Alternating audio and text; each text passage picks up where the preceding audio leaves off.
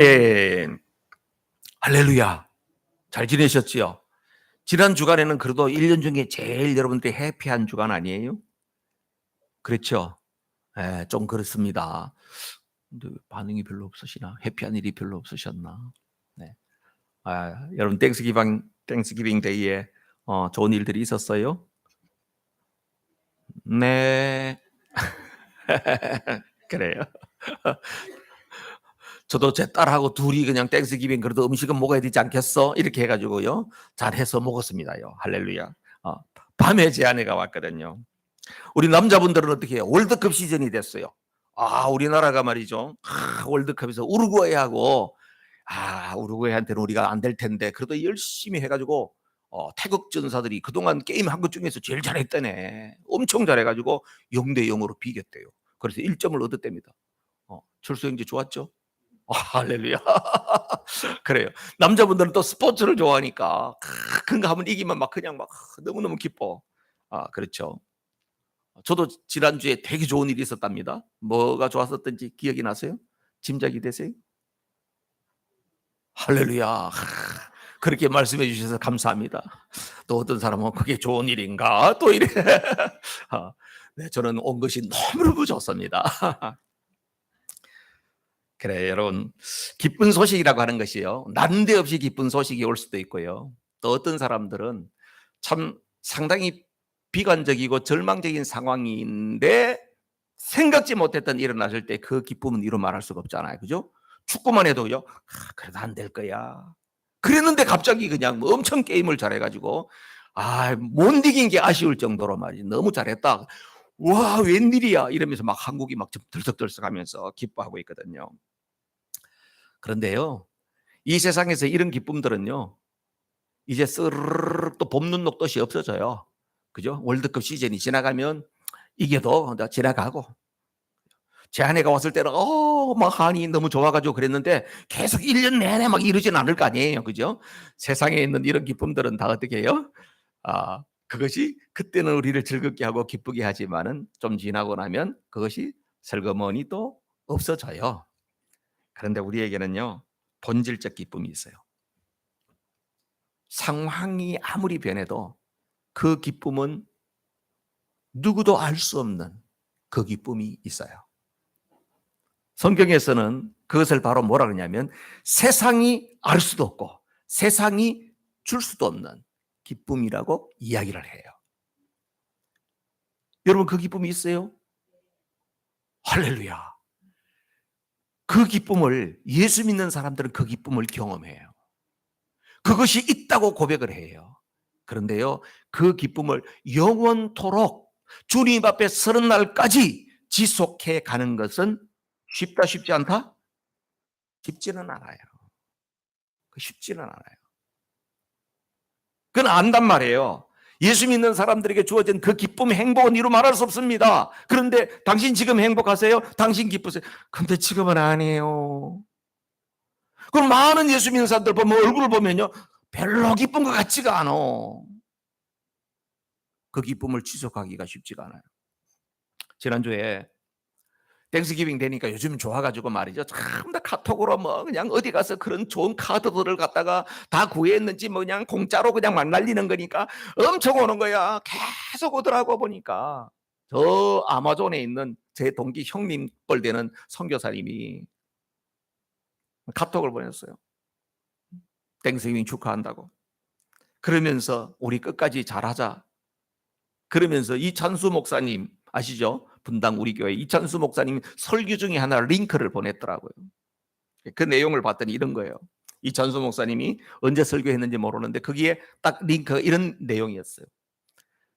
지금 대형 교회에 있는 목사님 4명 중에서 3명은 마지막에 은퇴를 앞두고 불명예 속으로 탈선을 하고 하나님의 영광을 가리는 일들 가운데 있다는 거예요.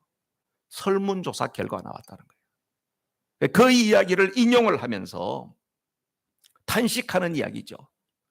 목사님들이 복음이 없겠습니까? 일평생 설교한 사람들이 복음의 기쁨을 모르겠습니까? 그런데 그분이 그렇게 훌륭하게 목회를 해서 사람들에게 존경을 받고 크게 교회를 부흥시키고 성장시켰던 그 목사님들 가운데에서 4명 중에 3명이 마지막에 모습이 좋지 않다는 거예요. 목사님들도 끝까지 사명을 다하면서 완주한다는 게 쉽지 않구나 하는 이야기예요. 그래서 선교사 형님이 저한테 보낸 게 박 목사야, 우리 끝까지 잘 가자. 깊이 공감이 됐어요. 근데 이찬수 목사님 설교 중에 그 내용이 이런 이야기가 있었습니다. 풀러 신학교에 있는 클린턴이라고 하는 교수님이 책을 하나 썼는데요. Finishing Well. 우리말로 번역하면 유종의 미라는 거죠. 모든 사람들은 finish well. 유종의 미를 거둬야 되는데 특히 지도자들이나 목회자들은 더 유종의 미를 거두도록 애를 써야 된다. 그런데 유종의 미를 거두는 지도자가 그렇게 많지 않다. 이런 내용의 글이었다는 거예요. 그러면서 그 피니싱 웰에 이런 내용이 있습니다요. 잘 죽는 것이 우연인 경우는 없다. 그것은 평생에 걸친 선택이 쌓이고 쌓여서 만들어내는 결과다. 아, 내 나중에 잘해야지. 나는 나중에 죽을 때 멋있게 죽어야지. 그렇게 요행으로 되는 경우가 없다는 거예요. 평소에 좋은 선택, 바른 선택, 그렇죠? 하나님께서 우리에게 계속해서 선택의 기회에 직면하게 하신다고 그랬잖아요. 거기에서 내가 바른 선택, 믿음으로 선택, 복음을 선택, 그렇게 해 나갈 때에 마지막에 가서 피니싱 웰이 된다, 이런 이야기죠. 깊이 공감이 됐습니다. 오늘날 복음이 왜곡되어져 가는 이런 시대 가운데 저도 목회자의 한 사람으로서 책임을 깊이 통감해요. 하나님 앞에 죄송스럽다, 부끄럽다 이런 생각을 가지면서 정말 어떻게 하면 끝까지 완주를 잘할 수 있을까? 이것이 저에게도 큰 숙제로 다가옵니다. 좀 젊었을 때에 느끼지 못했던 그런 느낌이 자꾸 찾아오는 거예요. 아, 끝까지 바르게 가야 될 텐데. 끝까지 완주해야 될 텐데. 나를 보고 있는 성도들이 있는데 그들 보기에 부끄럽지 않아야 될 텐데. 나를 바라보는 자녀들이 있는데 그들에게 부끄럽지 않게 우리 아버지는 목사로서 끝까지 완주했습니다. 이런 목사가 되어야 될 텐데.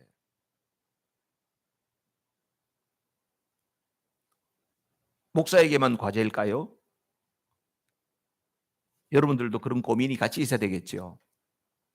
초대교회 당시에요. 많은 환란 핍박이 있었잖아요. 기독교회에요. 뭐 초대교회 사도행전에 2장에 성령이 강림해가 엄청나게 교회가 부흥했다 이러지만은 3,000명, 5,000명이 돌아왔다 그러지만은 환란과 핍박이 얼마나 가혹했는지요. 사실은 기독교의 불꽃이 올라오면서 그냥 꺼져버릴 수 있는 상황이었어요. 기독교가 지금 2000년 역사를 거쳐서 이렇게 세계 20억 인구 이상이 하나님의 이름을 부르고 예수님의 이름을 부른다는 것은 놀라운 일이에요. 초대교회 당시에 핍박이 이루 말할 수가 없었거든요. 그런데 어떻게 그 불꽃이 꺼지지 않고 지금까지 우리에게 복음이 전해온지 아세요? 그렇게 목숨을 위협받는 상황 가운데서도 예수님의 제자들을 비롯한 수많은 주의 종들이 그 환난 핍박 가운데서 몸으로 생명으로 복음의 가치를 증명했기 때문이에요. 십자가에 못 박혀 죽은 사람이 있어요. 가축이 다 벗겨 죽은 순교한 사람도 있어요. 맹수의 먹이가 된 사람도 있고요. 창에 찔려 죽은 사람도 있고요. 십자가에서 거꾸로 매달려 가지고 온 장기를 쏟아내면서 죽은 사람도 있고, 끓는 기름 가마에 던져진 사람도 있고, 그런 고난 가운데서도 끝까지 복음이 진짜 살아있는 복음이다. 이것이 우리에게 유일한 소망이다 하는 것을 온몸으로 보여주는 그런 믿음의 사람들이 있었단 말이에요. 그래서 복음이 지금까지 우리에게 온 거예요. 히브리서 13장 7절에 이런 말씀이 있습니다. 다 같이 시작. 하나님의 말씀을 너희에게 이르고 너희를 인도하던 자들을 생각하며 저희 행실의 종말을 주의하여 보고 저희 믿음을 본받아라. 할렐루야. 여러분, 히브리서는요, 초대교회의 박해가 너무 심해가지고 교인들이 막 갈등했어요. 아, 다시 유대교로 돌아갈까? 아, 예수 믿는 거 다 때려쳐 아플까? 아, 예수 믿는 게 왜 이렇게 힘들어? 간둘까? 그렇게 고뇌하던 사람들을 향하여서 쓴 말씀이 히브리서거든요. 그게 뭐라고 이야기해요?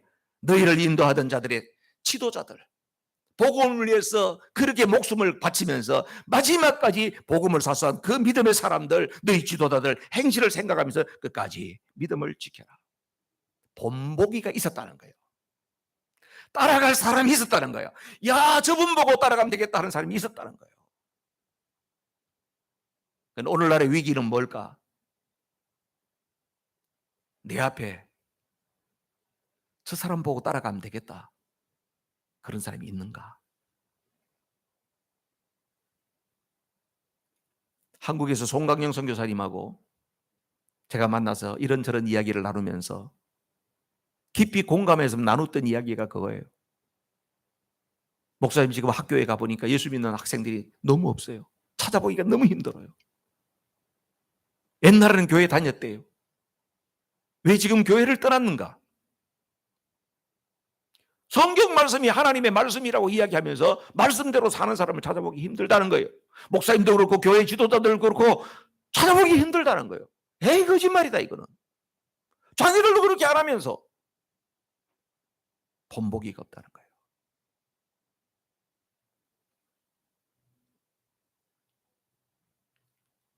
저도 찔림이 많이 되는 말씀이에요.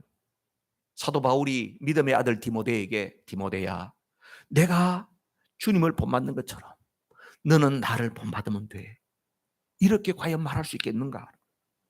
그래서 오늘날 많은 주의 종들이, 여러분, 저는 본받지 말고 예수님을 본받으십시오, 이렇게 설교한다 이 말이에요. 그게 올바르다고 이야기한다 이거예요. 과연 그럴까요? 그건 자신이 없는 거예요. 내가 주님을 나를 보면 어떡할까? 야, 내가 이런 모습을 갖고 있는데 사람들이 보면 어떡하지? 자기 합리화란 말이에요. 성경은 바로 뭡니까? 사도 바울이 자기가 허물이 많고 부족함이 있지만 그래도 주님을 따르려고 하는 그 마음과 그 열정과 주님을 사랑하는 그 마음만큼은 제자인 그 디모데에게 언제든지 이야기하고 싶은 거예요. 내가 주님을 본받는 것처럼 너는 나를 본받으면 돼. 여러분 어떻습니까? 여러분 자녀들에게 그렇게 이야기할 수 있습니까? 엄마 아빠가 예수님을 믿는 것처럼 너희들도 엄마 아빠를 보고 믿으면 돼, 그렇게 하실 만해요?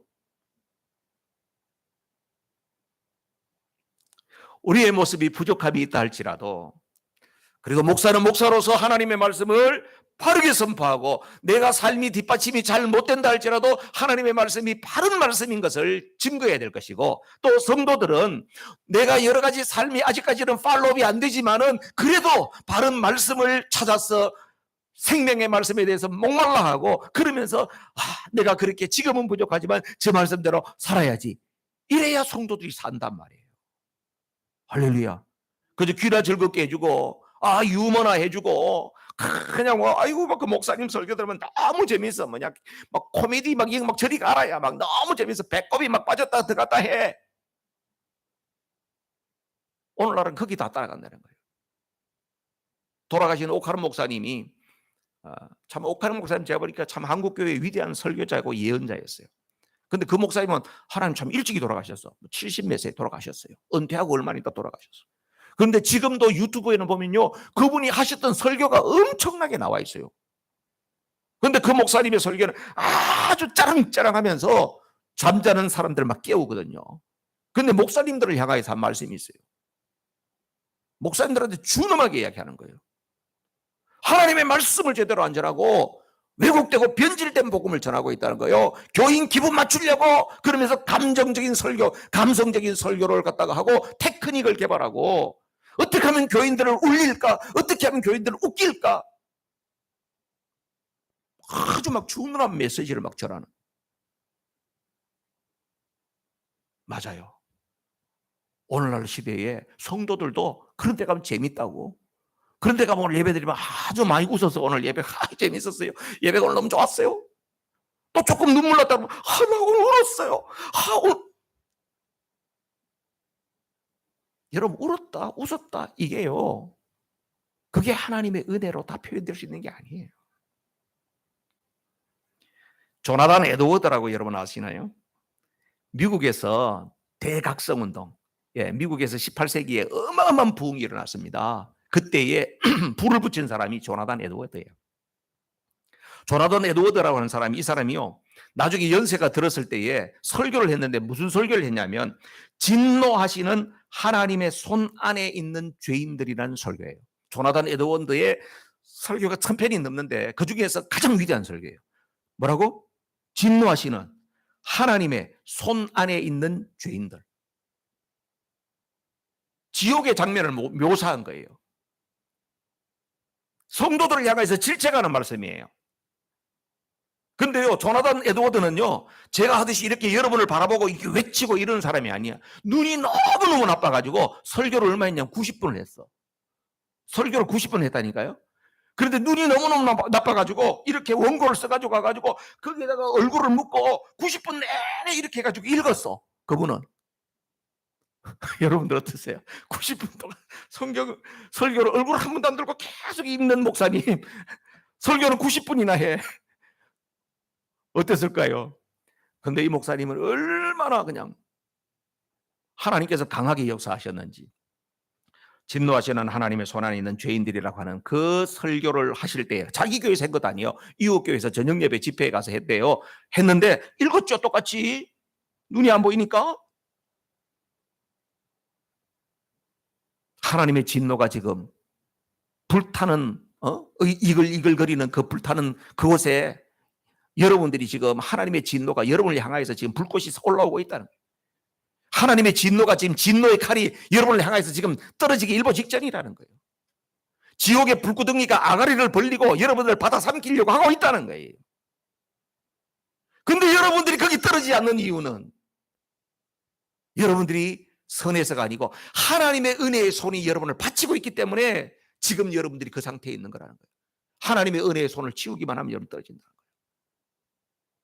그 당시에 있는 성도들을 향해서 강력하게 질지하는 이야기인데 목소리를 키우지도 않고 그냥 보고 읽었는데도 흐느껴 울기 시작하면서 사람들이 땅바닥에 뒹굴기 시작하면서 그 안이 완전히 아수라장이 되어버렸다는 거예요.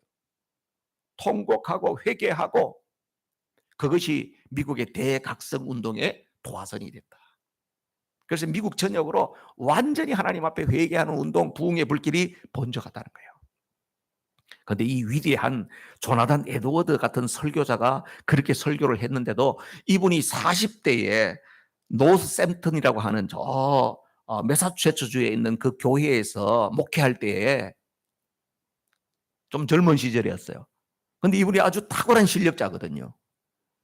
근데 교회에서 쫓겨났어. 쫓겨났는데 목사님을 계속해서 목회를 할 거냐 말 거냐 해가지고 투표를 했대. 투표를 했다 그러니까 또 나도 옛날 생각나대. 근데 이분은 보니까 투표를 했는데 얼마가 났냐면 230대 23으로 떨어졌어. 세상에 230대 23이니까 어떻게 해요? 10배 차인 거예요. 교인들이 목사님 제발 나가십시오 한 사람이 10배나 많았다는 거예요. 근데 보니까 그분이 왜 그럼 쫓겨났냐? 왜 쫓겨났냐?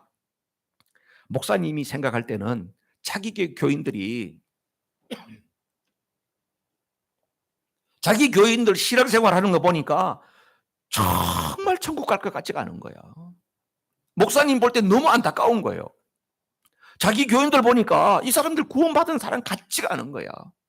왜냐하면 그 당시에는 청교도 들어오고 나서 얼마 안 됐을 때니까요. 청교도 신앙이라고 하는 것은 그냥 예수님 믿고 구원받았다 요거만 아니고 삶을 굉장히 강조했잖아요. 그죠? 청교도적인 삶이 굉장히, 여러분 그것이 미국의 상당히 중요한 파운데이션이 됐지 않습니까?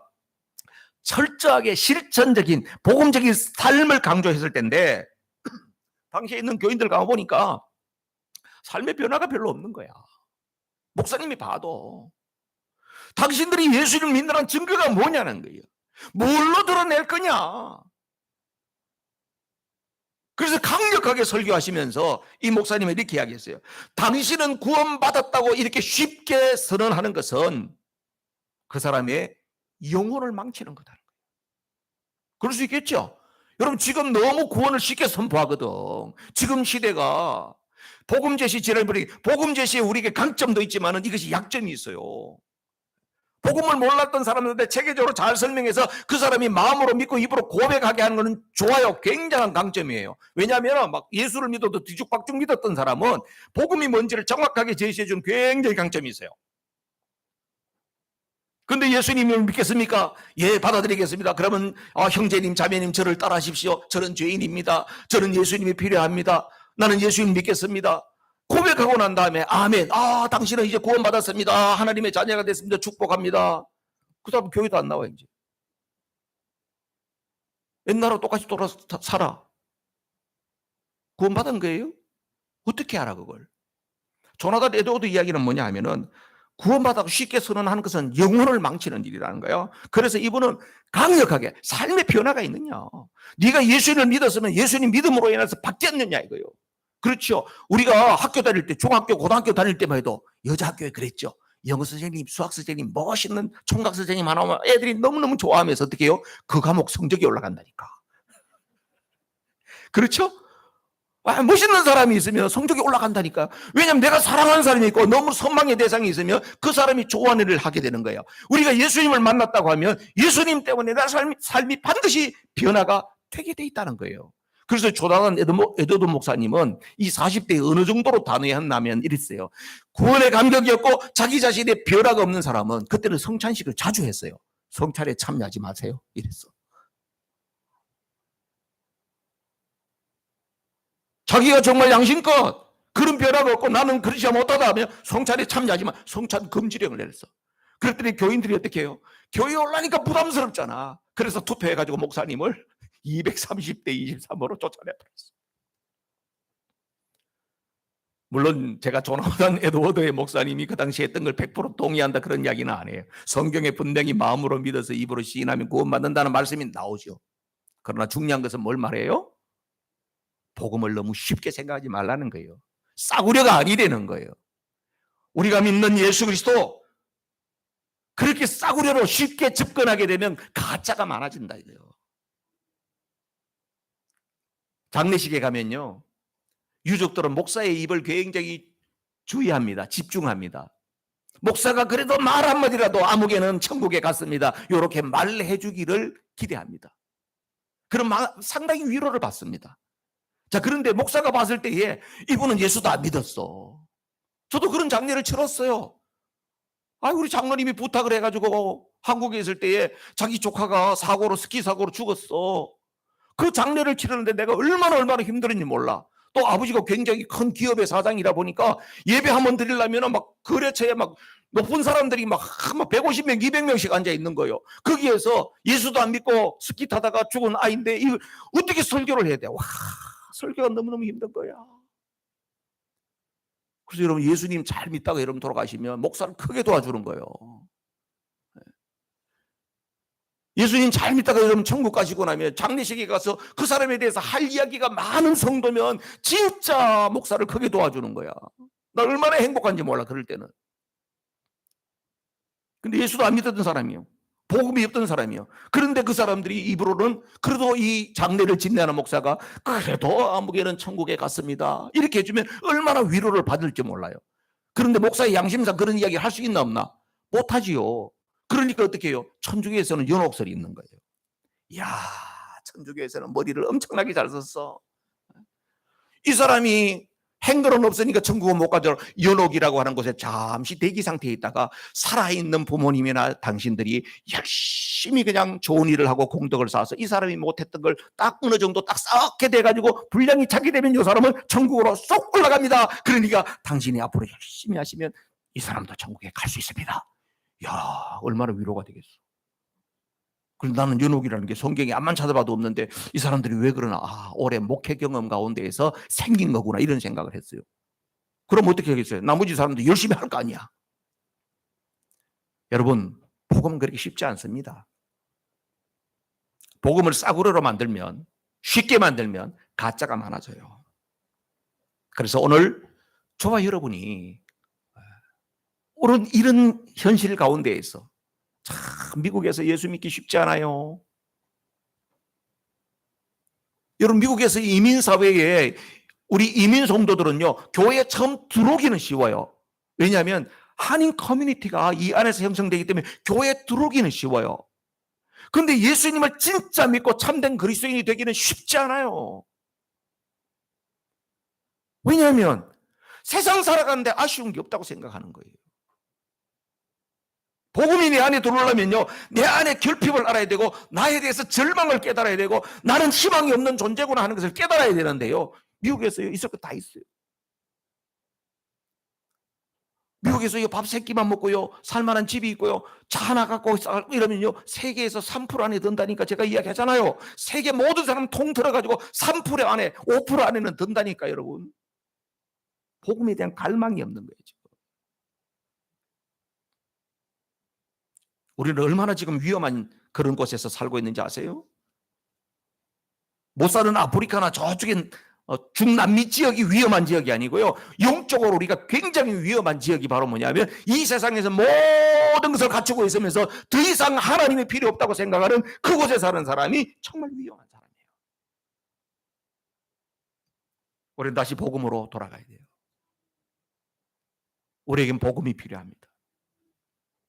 나에게는 이 세상의 어떤 것보다도 하나님이 주시는 그 복음이 필요합니다. 이게 필요해요. 여러분 안에 복음이 있습니까? 복음이 뭐예요? 복음이 뭐냐고요? 오늘날 많은 교인들은요, 자기 안에 복음이 있다고 생각해요. 그런데요, 많은 경우에는 보면요, 자기 안에 복음이 아닌 자기 드라빔을 가지고 있어요. 드라빔은 뭡니까? 드라빔 아시죠? 야곱이 외삼촌 라반의 집에서 20년 동안 있다가 그리고 고향으로 돌아갈 때 라헬이 아버지 드라빔을 훔쳤다 그랬잖아요. 그게 뭐예요? 가정수호신인 거야.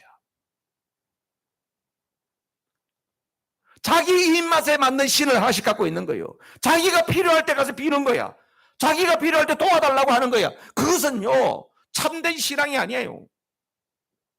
그건 자기 드라빔에 불과한 거예요. 하나님을 드라빔으로 전락시키는 거예요. 복음을 제대로 알아야 돼요. 복음이 뭐냐? 진짜 복음이 내 안에 기쁨을 주는 거냐? 이걸 여러분들이 누리고 경험하고 그것을 영원토록 붙잡아야 돼요. 복음이라고 하는 것은 여러분 한문으로 말하면 복복자에다가 소리 엄자네요. 복된 소리, 기쁜 소리. 그죠? 미국에서는 영어로 이야기해야 되잖아. 뭐라 그러지? 굿뉴스라 그러죠. 그래요. 굿뉴스예요. 복음이 굿뉴스인데 여러분에게 진짜 굿뉴스가 있냐 이거예요. 내 안에 진짜 굿뉴스는 이겁니다. 있습니까? 한국이 16강에 올라갔습니다. 이게 굿뉴스입니까? 잠시 우리를 즐겁게 하죠. 그것이 우리를 영원토록 굿뉴스가 아니에요. 굿뉴스를 오늘 본문 이야기해 주고 있어요. 로마서 1장 1절에서 4장 너무나 중요한 말씀이거든요. 이 말씀을. 여러분 거기에 복음이 뭔지를 아주 명쾌하게 딱 이야기해 놨어요. 예. 정답이 이럴까 저럴까가 아니야. 요거다 이렇게 딱 말하고 있어.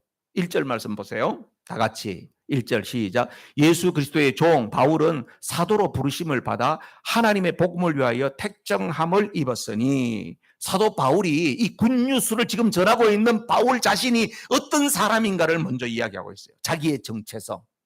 바울은 자기를 어떻게 이야기해요? 나는 예수 그리스도의 종이다. 예수님을 만나고 난 다음에요, 사도 바울은 자기는 예수 그리스도의 종이라고 하는 것이, 저 종은요 눌로서라고 해서 노예라는 이야기예요. 여러분 이 세상의 모든 사람들은 자기가 공부를 하든지 뭘 하든지 기술을 갖든지 해가지고 다 높아지고 남들을 지배하면서 살고 싶어 하잖아요. 근데 복음을 만난 사도 바울은 어떻게 해요? 그렇게 모든 것을 가지고 있는 사람인데 이 사람이 예수님을 만나고 나니까 이 모든 것들이, 세상에 있는 것들이 가치 없는 거구나 하는 것을 깨닫고 나는 이분의 노예로 사는 것이 훨씬 더 가치가 있다. 그래서 예수 그리스도의 종이라는 표현을 늘 쓰는 거예요. 그게 자기 정체성이 된 거예요. 그 사도 바울이 지금 뭐라 그래요? 내가 사도로 부르심을 받았다는 거예요. 예수님께서 나를 사도로 부르셨어요. 왜 사도로 불렀냐? 뭐 하려고? 보니까 복음을 위하여서 선택을 받았다는 거예요. 복음을 위해서 선택. 그 복음이 뭔지 알아야 될 거 아니에요. 복음이 뭔데 복음을 위해서 선택을 받았다. 그러면서 복음을 이야기하고 있습니다. 여러분 2절 말씀 보세요. 2절 다 같이 시작. 이 복음은 하나님이 선지자들로 말미암아 그의 아들에 관하여 성경에 미리 약속하신 것이다. 이 복음은 그랬죠. 복음은 뭐냐? 복음은 뭐냐? 첫 번째로 보니까 하나님이 선지자들로. 그럼 선지자들로 이야기했다면 신약이요, 구약이요? 구약이지. 구약 시대의 선지자들을 통해서 어떻게 해요? 미리 아들에 관해서 약속하신 분이 복음이다. 3절 말씀 보세요. 3절 시작. 이 아들로 말하면 육신으로는 다윗의 혈통에서 나셨고, 구약의 선지자들을 통해서 이야기한 그분 아들인데, 하나님의 아들인데 그분이 메시아란 말이에요. 그분은 어떤 분이냐? 육신으로는 다윗의 족보, 다윗의 후손으로 태어나신다는 거예요. 4절 말씀 보세요. 4절 시작. 성결의 영으로는 죽은 가운데 부활하여 능력으로 하나님의 아들로 인정되셨으니 곧 우리 주 예수 그리스도시니라. 아멘. 성경에는 여러 가지 버전을 볼 필요가 있어요. 요 4절은 보니까 공동 번역이 제일 잘 번역이 되어 있더라고요. 성결의 영으로는 그 이야기는 뭐냐면 예수님은 인성과 신성이 있잖아요. 신성으로는 신성. 예수님은 신의 성품을 가지고 있잖아요. 그죠? 하나님의 아들이니까. 그러니까 그분은 어떤 분이냐? 죽었다가 다시 사신 분이라는 거예요. 죽었다 다시 사심으로 말미암아 이분은 야 진짜 하나님의 아들 맞네 확인시켜 주신 분이라는 거예요. 그래서 어떻게 해요? 그분이 바로 누구다? 우리 주 예수 그리스도시니라. 자, 그럼 아까 2절에 이야기했던 복음은 하고 나서 중간에 수식어가 여러 개 있었죠. 그분은 구약으로부터 예언됐던 분이다. 그분은 하나님의 아들이다. 그분은 인간으로 말할 때는 다윗의 혈통으로 났다. 그분의 신성으로 말하면 죽은 가운데서 다시 살아났다는 것을 확인된 분이다. 곧 그분이 누구다? 예수 그리스도다. 그러니까 복음은 뭐라고요? 복음은 예수님이라는 거예요. 예수님이 복음인 줄로 믿습니다. 여러분 예수님 복음 맞아요? 예수님 복음이다 이거예요. 복음 이야기하면 딴 이야기 할 필요 없어요. 복음이 있습니까? 예 있습니다. 이 말. 예수님 내 안에 있다는 이야기. 자기는 복음을 믿어? 난 믿지. 그럼 난 예수님 믿는단 말이에요. 자기는 그러면 복음 때문에 기뻐? 기쁘지. 나는 예수님 때문에 기쁘다는 이야기예요. 그 예수님 때문에 기쁜 내용이 뭐 예수님이 이 땅에 인간의 몸을 입고 오셨다는 거예요. 예수님이 십자가를 지셨다는 거예요. 예수님이 부활하셨다는 거예요. 승천하셨다는 거예요. 다시 재림에 오신다는 거예요. 그 사실을 생각하면 할수록 다 그것이 나와 관계가 있기 때문에 기쁘고 감사 감격이 된다. 그것이 예수 믿는 사람이에요. 예수님 오시는 게 얼마나 기쁜 일인지를 누가복음 2장 10절에는 이렇게 말씀해요. 들판에서 양을 치고 있던 들판의 목자들에게 천사가 나타나서 한 이야기거든. 10절 말씀 다 같이 읽어볼까요? 시작. 천사가 이르되 무서워 말라. 보라 내가 온 백성에게 미칠 큰 기쁨의 좋은 소식을 너희에게 전하노라. 천사가 목동들에게 온 백성에게니까 모든 세상 사람들에게 엄청나게 기쁜 소식을 내가 전해줄게. 그게 뭘까요? 11절에 나오죠. 다 같이 시작. 오늘날 다윗의 동네에 너희를 위하여 구주가 나셨으니 곧 그리스도 주시니라. 아멘. 예수님이 탄생하시는 소식이 온 세상의 모든 사람들에게 최고로 기쁜 소식이라는 거예요. 할렐루야. 야, 여러분들도 이게 기뻐야 될 텐데. 지금 우리가 대강절을 지나잖아요. 지금 예수님 오시는 쪽으로 가잖아요. 그래서 지금 4주 동안 계속 예수님에 대한 말씀을 전할 거예요. 여러분 예수님이 오신다고 하는 것이 성탄절이 온다는 것은 아이들이 선물 받아서 좋은 것이 아니고 예수님이 이 땅에 인간의 몸을 입고 오셨다고 하는 것이 온 세상 사람들에게 이렇게 기쁜 소식이라고 하는 것을 천사가 이야기해 줘서요. 그것이 우리에게도 똑같은 기쁨으로 와야 될 줄로 믿습니다. 그러면 왜 기쁘냐 이거야. 근데 예수님의 이름을 보면 예수님이 하신 일을 보면 기쁠 수밖에 없어요.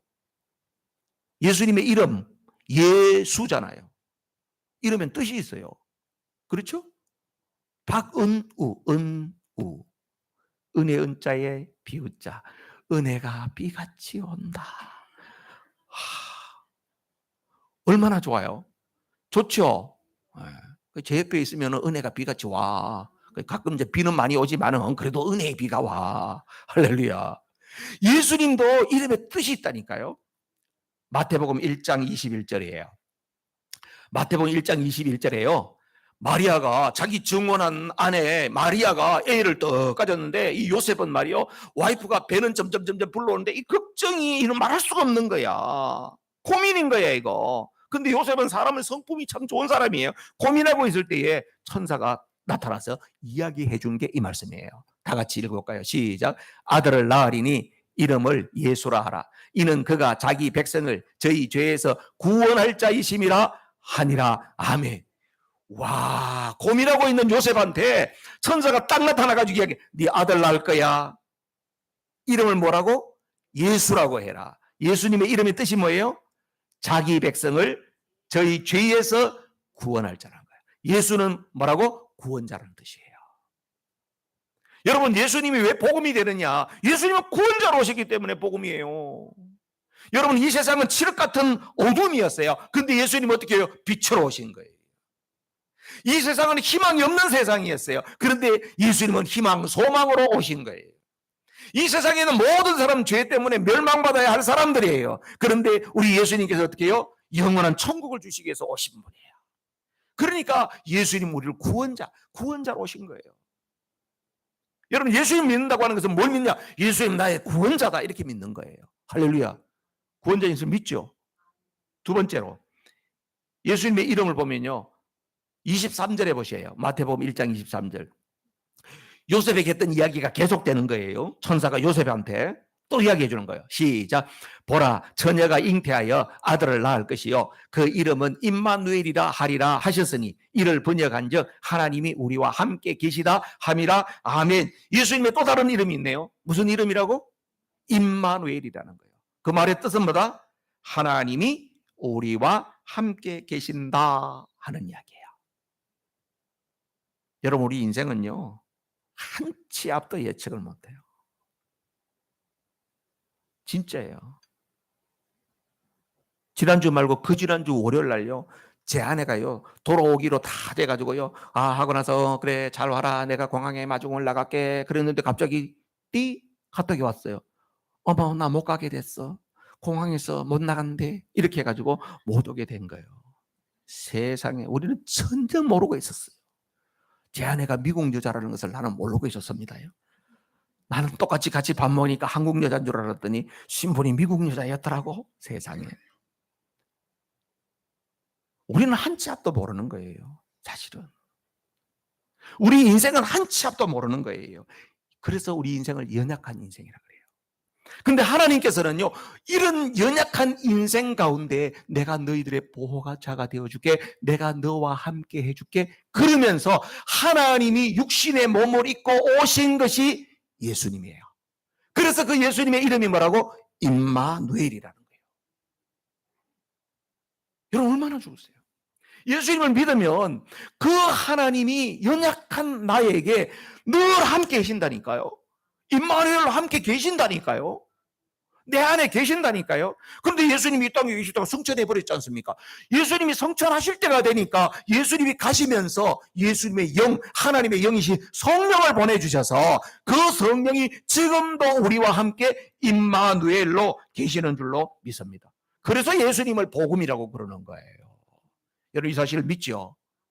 임마누엘, 예수님. 힘들고 어려워도 주님이 생각나면서 나는 그래도 주님이 계심을 믿어요. 주님이 이 어려움 가운데 함께 계심을 믿어요.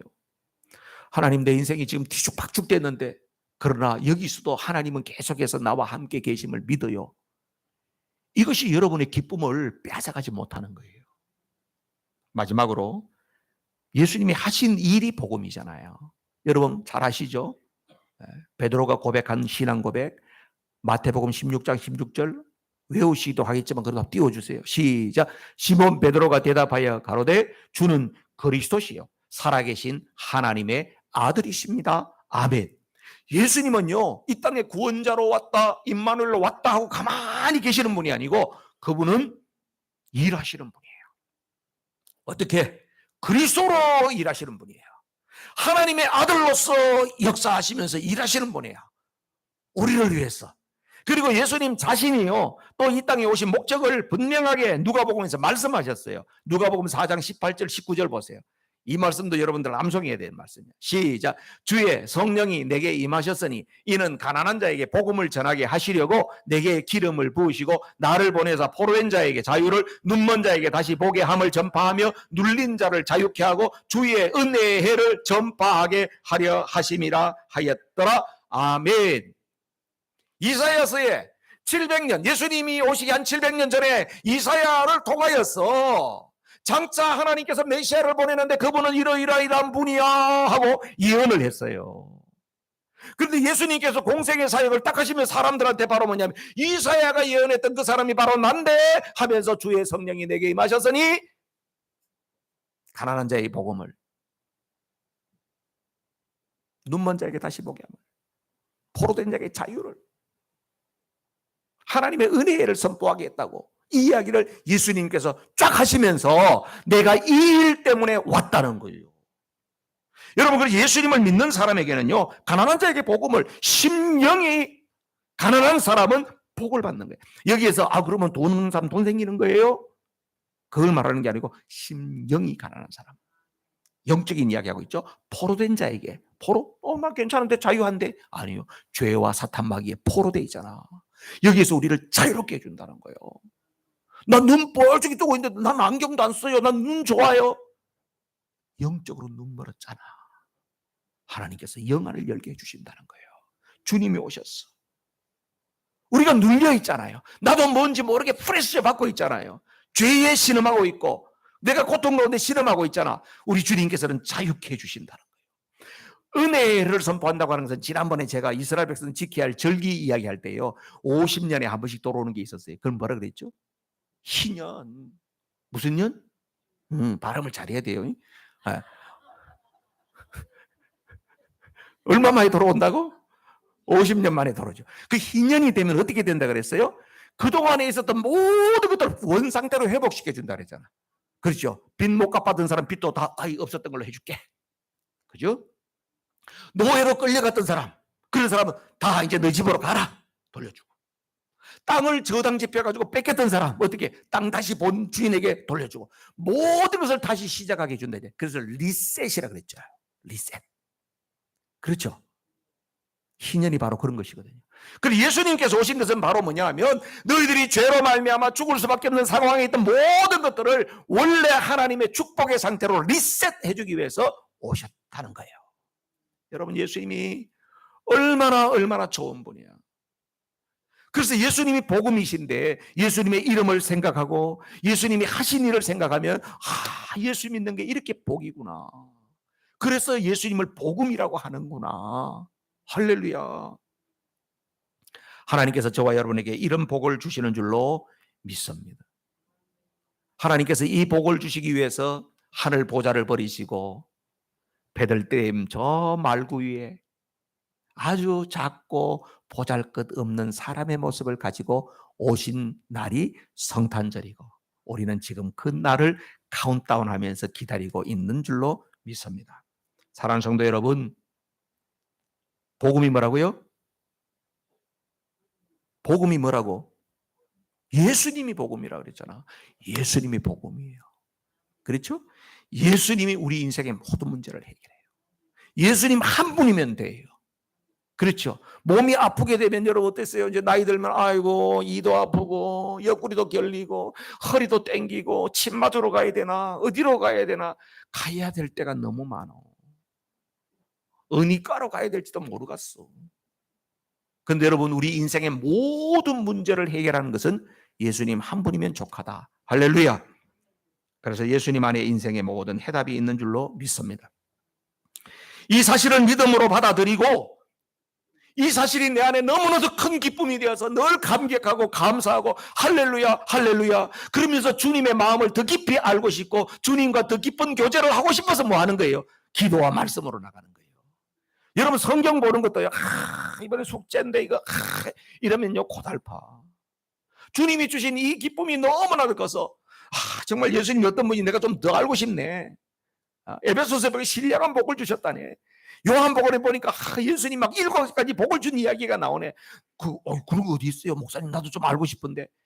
궁금해서 성경을 읽고 거기서 찾으니까 너무 좋아서 하나님 너무 좋아요 기도하고 그러다 보니까 나도 모르게 자꾸 거룩한 삶이 이어지고 삶이 개선되어지고 그 삶이 멋있는 인생이 되는 거예요.